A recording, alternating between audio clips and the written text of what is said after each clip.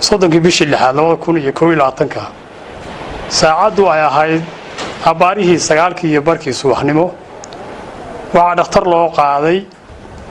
maxbuus jiran kaasoo lagu magacaabo xukuumane Axmed Cabdi Jaamacina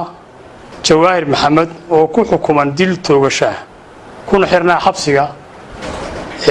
Karkaar Qardho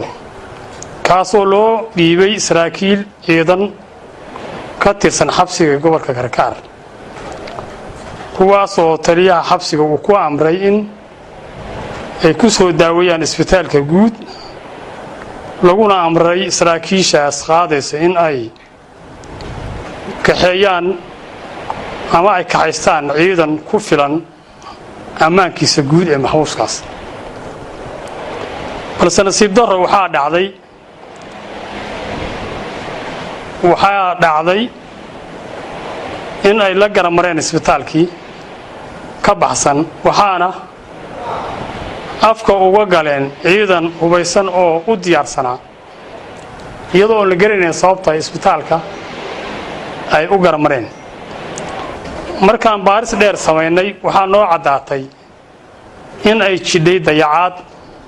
ay sameeyeen ciidankii maxbuuskaas waday ayna dhici karto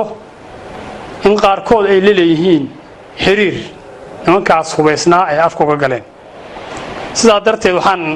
kiiskaas u xiran saraakiishii kaxaysay maxbuuskaas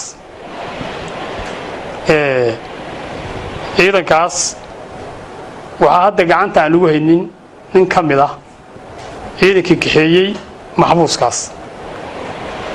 saraakiisha u xiran waa saraakiishii loo xilsaaray inay maxbuuskaas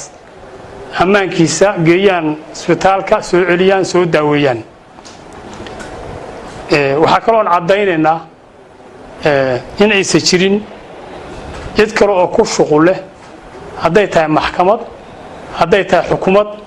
hadday tahay taliska guud ee ciidanka asluubta arrintaasna waxay gaar ku tahay